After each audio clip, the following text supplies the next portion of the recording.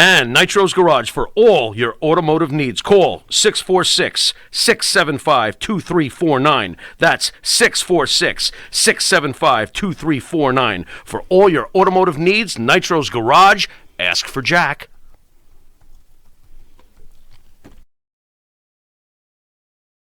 Do you treat your dog as part of the family? Well, so do we. So why not celebrate your pup's birthday with the ultimate party box? Check us out on Instagram, Twitter, and Facebook at Party Pup Info, and let us make your pup's party or any celebration perfection.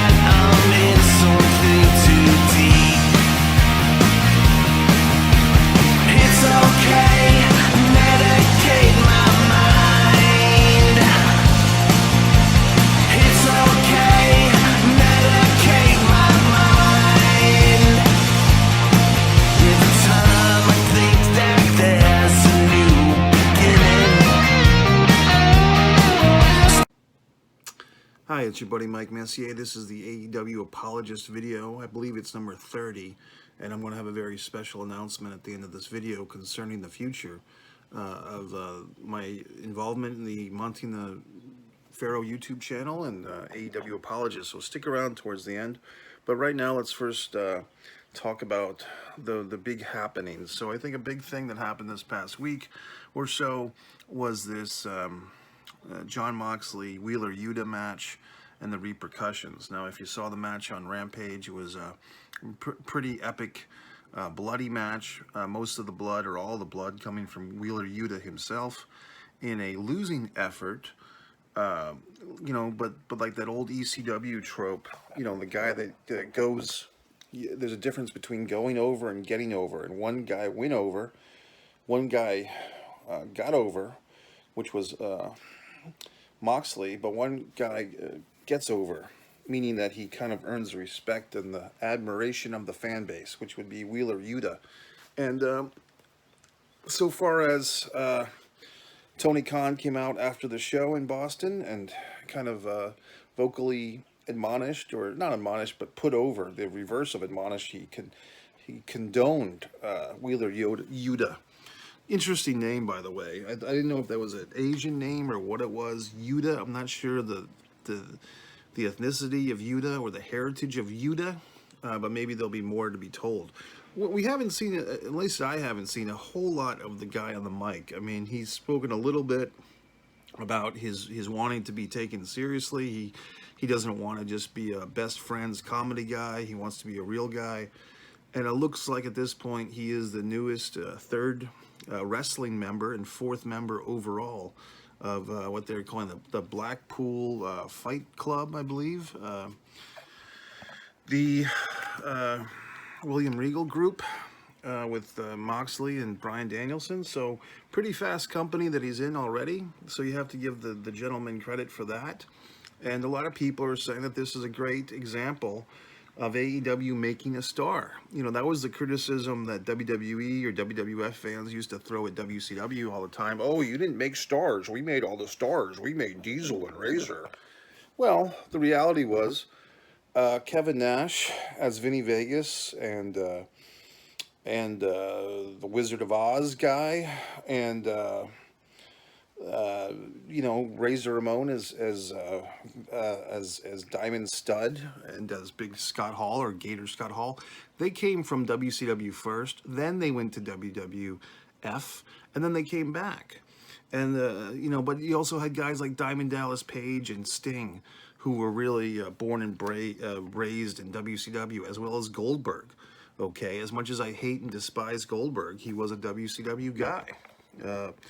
You know, in the mid card, you had guys like, you know, Mortis or Glacier, Norman Smiley, they never spent time in the WWF before they were big names in WCW.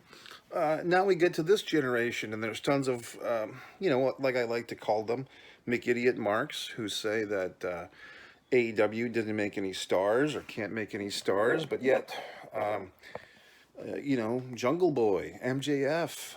I mean, MJF recognized as probably the best heel in the business right now. These guys are born and raised in AEW, okay?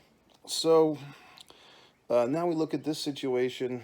We have all these talents, Tony Storm, this Wheeler Yuta individual, Keith Lee, he's doing his thing, has this feud with Powerhouse Hobbs. There's plenty of action for the AEW fan to sink their teeth in. Would want to give my respects to the tag team of FTR. They had a great week. Defeating the Briscoe brothers. I did not watch that match. I did not watch that Ring of Honor pay-per-view. Odd timing from AEW. This ROH pay-per-view was scheduled on a Friday night, kind of competing in a sense with AEW Rampage. So that's, unfortunate, but that's what happened when, Tony bought the ROH company. He inherited that time slot for that Friday night pay-per-view and so forth. But just a lot of excitement here. The Briscoes getting defeated by FTR for the ROH tag team title. I guess Wheeler Yuta won their pure wrestling title that same night. So you can already see the influence that Tony is kind of putting over the AEW guys over the ROH guys, similar to how a generation or two ago, the Jim Crockett Promotions wrestlers all went over the UWF wrestlers. Okay, you had Barry Windham come in and win the Western States Heritage Title Tournament, which was a UWF secondary title, but Barry Windham, a Jim Crockett Promotions guy, got it. So it's kind of the same old song and fucking dance. It's like we've seen that Tony Khan, as much as he wants to be the owner of ROH, his baby, his brainchild is still AEW. So he wants to make sure that his guys, namely FTR and in this case Wheeler Yuta, are taken care of. What else? Well, so now there's this whole big thing now that you might have seen if you're an educated wrestling fan, is that apparently the ownership, not the ownership, but the network, TNT, has merged with Discovery, apparently, or Warner Brothers Media, whatever, has merged with Discovery. So there's some concern already that, the standards and practices of Discovery, the people from their side of the merger are not going to be as accepting or as tolerant of the hardcore wrestling. Would the people behind Discovery Network, would they enjoy things like Nick Gage taking a pizza cutter to Chris Jericho's forehead, or running a pizza cutter through his mouth, or Dr. Britt Baker and Thunder Rosa having a bloody woman's match? So the theory here, folks, is that similarly to the late 90s when WCW was having a lot of trouble with the Turner merger, that, good old Eric Bischoff has talked about so many times on his podcast and in his books. Will this happen here with AEW? Will they have to soften their edges a bit? Will they have to cut out the swearing or the blood or things of that nature? And we don't know right now. I guess it's one of those wait and see type of things, but it is of concern, and to be quite honest with you folks, I've had some concerns about AEW recently, specifically with this ROH purchase. It kind of just makes me think of those old days of Jim Crockett Promotions buying out the Florida territory and the Central States, and it kind of in Mid-South, and it kind of backfired, to be honest, on Jim Crockett Jr. I mean, buying those companies, I think he paid something like $1 million. That number's been disputed for the Mid-South, but whatever he paid for that, he paid for Central States, paid for Florida. What did he really get for his money? Jim Crockett Jr. I'm talking about. This is like 86, 87, 88. time period, mostly 86 and 87? And the answer is not much. I mean, he did get some good talents. He did get Sting from Mid-South. He got Barry Windham from Florida. I'm not sure if he got anybody from Central States, maybe Nord the Barbarian, or not Nord the Barbarian, the traditional Barbarian. So to me, and there's already a surplus of good wrestlers. I mean, that's one thing I've said in prior episodes. There's not a shortage of good wrestlers at any given time, really. There's always a ton of wrestlers. Another ass will fill your seat, and so forth. But I do kind of worry a little bit about the future of AEW. Tony's on this big spending campaign. What's his goal? Is his goal to be the #1 wrestling company in the world? Is his goal to compete with WWE, to supplant WWE? That talk of just being an alternative when AEW first started, in a sense, AEW kind of took over the role of alternative from ROH and Impact Wrestling as far as the North America goes. I mean, it wasn't that long ago, 10 or 15 years ago, that Total Nonstop Action Wrestling or Impact Wrestling, they probably peaked around 2009, 2010. Financially, I think their glory years were about 5 years ahead of that. Creatively, 2005, when you had Team 3D just came in, you had Kurt Angle just coming in. But eventually, you know, through a lot of bad decisions and losing network deal after network deal, Impact Wrestling declined greatly. They just didn't seem like they knew what they were doing, to the point where they're putting a men's title on a woman and so forth. So now we're at the point where, you know, to their credit, AEW struck at just the right moment. You know, the WWE was having some really bad years creatively, 2016, 2017. They had lost guys like CM Punk. They had mishandled Daniel Bryan, as they called him. They had a couple of champions back-to-back, John Cena and Roman Reigns, in particular, top baby faces that weren't well liked. I don't care what anybody says about, you know, John Cena and Roman Reigns. The point is, when your top baby face is getting booed out of the arena on a nightly basis, I don't think that's good for wrestling. I don't think that's good for a wrestling company. And I guess the retort would be, it doesn't matter if they're cheering or booing as long as they make noise. Perhaps, but just for the sake of storyline and the sake of creativity and the sake of, you know, good guys and bad guys, the whole thing with John Cena, you know, you could see going back to WrestleMania 22 when he's getting booed versus Triple H, and Triple H was still getting booed. Both guys were getting booed at the beginning of that match. Then Roman Reigns. I mean, how many fucking Raws did we sit through to watch Roman Reigns get booed viciously? I mean, suffer and succotash indeed. So the point is, AEW struck right at the right time. There was a vulnerability. There was a thirst for a true alternative. People weren't getting what they wanted from ROH. It was owned by Sinclair Broadcasting. Impact Wrestling was harder and harder to find on the television, or the telly, as they say in the UK. So there you effing have it. I was just watching a video early this morning about the Nightmare Collective, which was like this really bad AEW storyline from the first, 6 months of the promotion.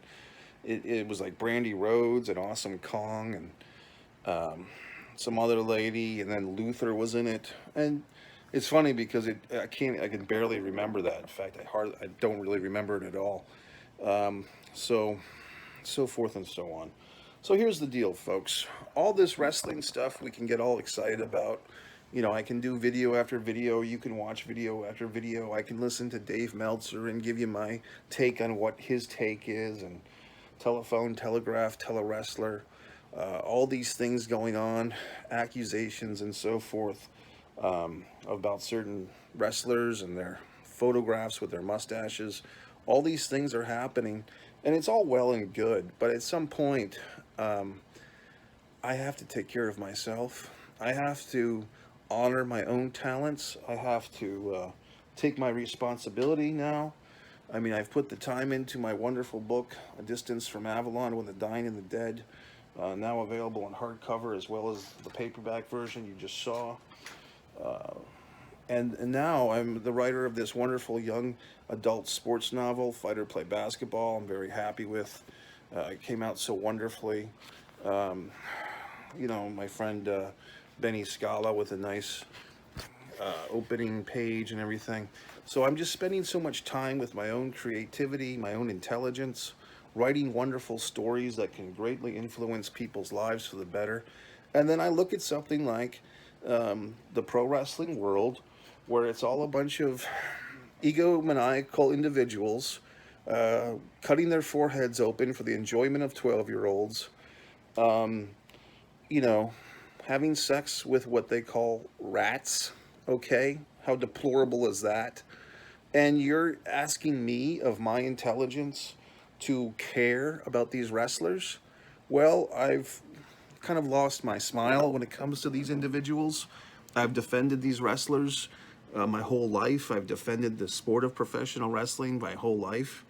And if they're going to wrestle plastic dolls in Japan and 9-year-old girls in Japan and stick their thumbs up each other's buttocks in California, I don't know if this is something that I need to defend or if I want to defend, quite honestly. I mean, if they're not going to treat that ring like the sacred battleground that it is, and if all these podcast guys want to give away all these industry secrets and tell us how the sausage is made, well, you don't need a real intelligent pro wrestling aficionado like myself to chime in every goddamn week, now do you? I can't do it. I can't carry the weight of intelligent wrestling conversation on my back much longer, okay? Or on this regular basis. I have to do what's best for me. The pro wrestling industry has had its opportunity to hire me as a creative writer. They failed in that opportunity.